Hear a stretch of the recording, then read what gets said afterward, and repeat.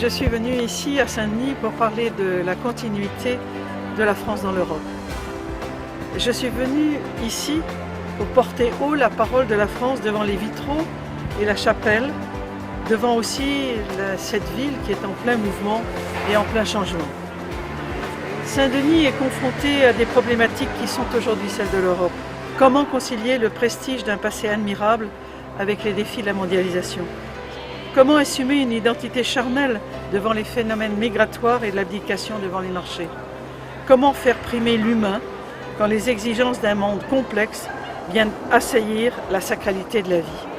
Universelle parce que chrétienne, l'Europe n'est conquérante et audacieuse que lorsqu'elle se souvient de ce trait marquant de son identité. C'est Chateaubriand qui nous disait « Là où il y a une église, il y a une Europe ».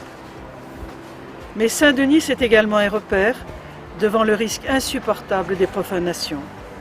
Souvenez-vous quand en 1793, une foule fanatisée vint saccager la sépulture de nos souverains, nous vîmes jusqu'où pouvait conduire la haine. L'ignominie et la négation de l'histoire sont toujours les écueils qui surplombent les idéologies. À force vie, nous ne voulons pas que l'Europe se transforme en un héritage d'une civilisation que nous ne voulons pas. Nous ne voulons pas d'une civilisation vaste charnier où nul ne pourrait puiser sa force d'affirmer son identité européenne et ses convictions chrétiennes. Et n'est-ce pas aujourd'hui le grand péril qu'ont ressenti tant de nos compatriotes?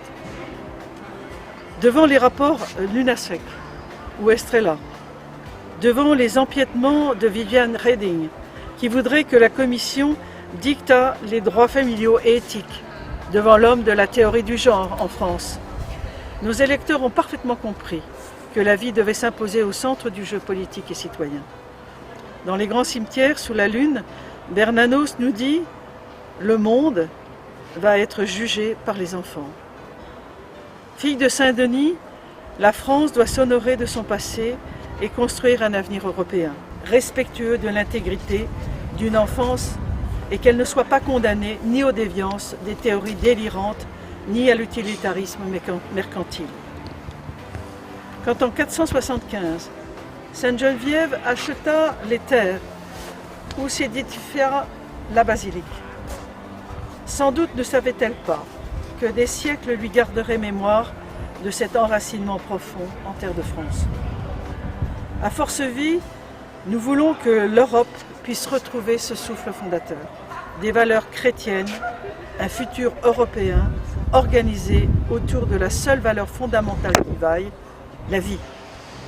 Rejoindre Force Vie, c'est rejoindre la seule liste qui sillonnera l'Île-de-France pour magnifier son identité au cœur d'une Europe forte de ses cultures et de ses convictions. Rejoindre notre label qui n'est pas un parti, le seul qui se souvient des sacres comme d'un héritage justifiant nos efforts. Rejoindre notre équipe, c'est vouloir défendre le plus fragile. Je compte sur vous, je compte sur les siècles cristallisés dans cette superbe basilique pour bénir et entraîner notre action. Nous devons l'emporter pour nos pères et pour ceux qui veulent une Europe réelle qui tienne compte de toute personne humaine.